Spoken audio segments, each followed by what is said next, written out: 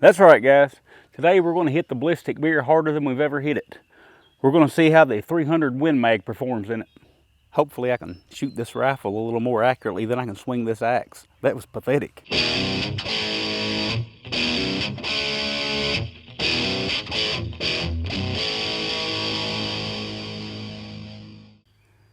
All right, we're going to be using these 150 grain Hornady InterLock bullets.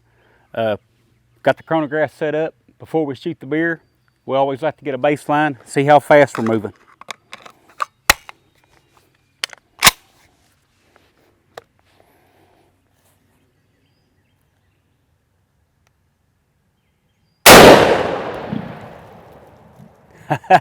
(3,162 feet per second with a 150 grain bullet. Guys, if you don't realize it, that's trucking. All right, we got the beer stacked up 18 deep today, 3 wide. Got the Benelli R1 rifle out, chambered in 300 Win Mag, of course. You guys take a guess how many you think this thing's going to penetrate, or if it's going to go right through all of them. This rifle belongs to my buddy Julio. Some of you guys, maybe not, but some of you guys might remember him. He was one of the original members of this channel. Back when I first got started, there were 3 of us, me, Julio, and Ricochet. Last year, his Remington Model 7400 let him down in the deer woods, and he replaced it with this Benelli R1. Needless to say, he didn't hold any punches. This may be one of the greatest hunting rifles I've ever shot. The cartridge we're looking at is the Hornady American Whitetail, 150 grain. Hornady InterLock bullet. Supposed to keep the jacket and the core together, so we'll see how that works out if we can recover the bullet. But it's getting ready to rain. You guys that saw the other Ballistic Beer videos, you know how this works. So let's get rolling with this before we get rained out. All right, guys, I don't have time to do much fooling around here. It's raining pretty good now. I've got sensitive cameras and microphones out here, so no time for chit chat. If you're going to take a guess, now's the time to do it, because we're fixing to make it rain beer.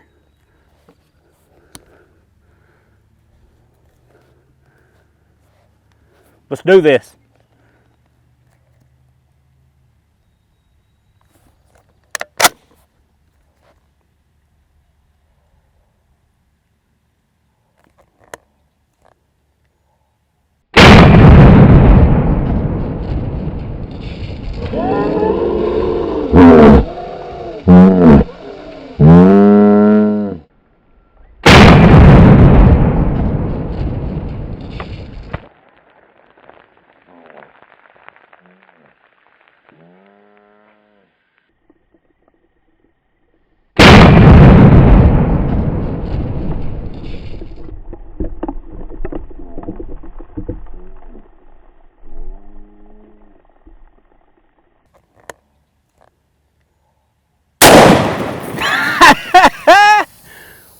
Wow, awesome stuff. We are clear. I have blew up my Ballistic Beer holder. Wow, man. All right, let me bring the camera over. We'll take a look what we got going on. All right, guys, so here's the results. The energy dump on that round is just phenomenal.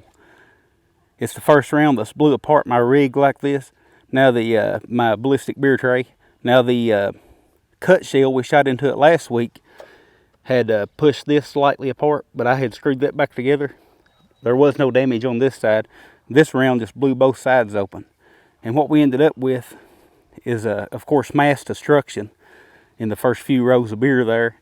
And we got 7 beers penetrated, and the 8th beer is still standing, and on either side of it, actually, it got 7 beers on the, it favored this side. It did leave more on this row, so the bullet did favor this side, and I found the jacket on this side. Have not recovered the lead core. The jacket and the core were advertised to stay together on large game. Have not recovered the core yet. It is raining. I'm going to continue to look for the core before we head back up to the reloading shack here and talk about this. But hopefully I'll find it in one of these beers, and I'll talk with you guys here in just a second.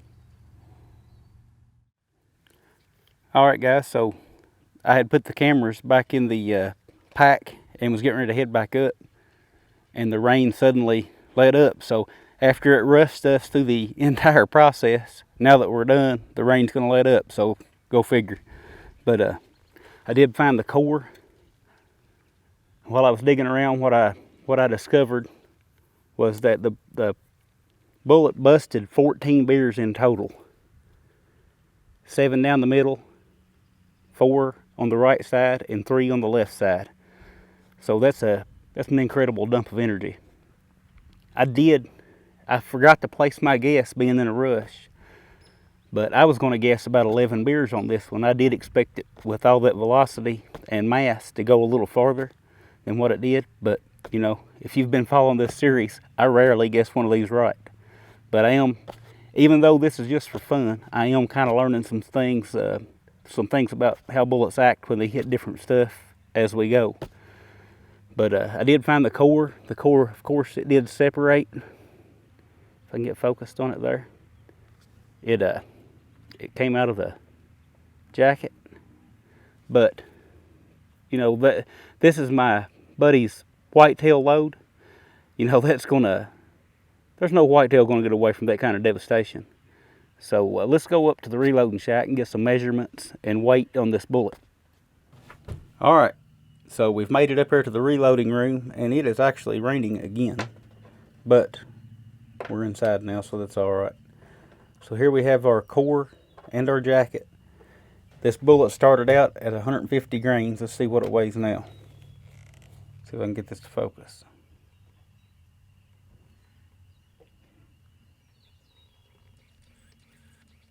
Ah, there it is. 84.1 grains.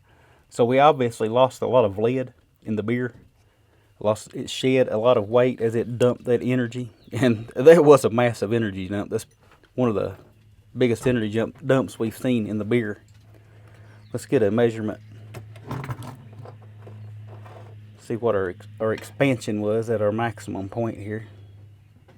Across the bullet. Get over in the light where you can see that.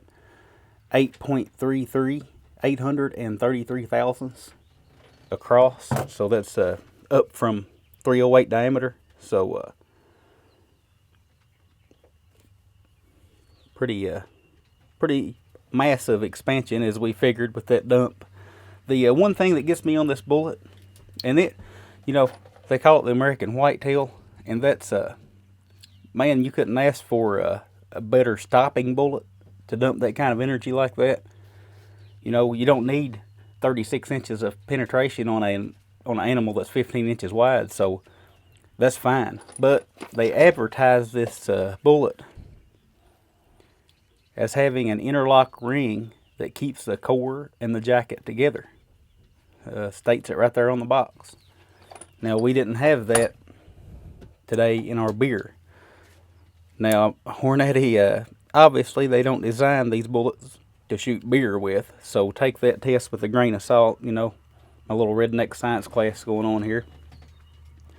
But it does say something about it, and if you look at all the other bullets that we have tested, the ones that claimed a bonded jacket, you know, they did stay together in the beer. So we've got that comparison to make, you know, with it. But, you know, that's all I've got on this today, guys. Had a lot of fun. I look forward to doing more of these. These videos aren't videos I do to get views. These videos get less views than any other videos I do. I do them because they're fun. And believe it or not, I learn a little something from these. So maybe you guys do too. I don't know. I'll talk with you guys again soon.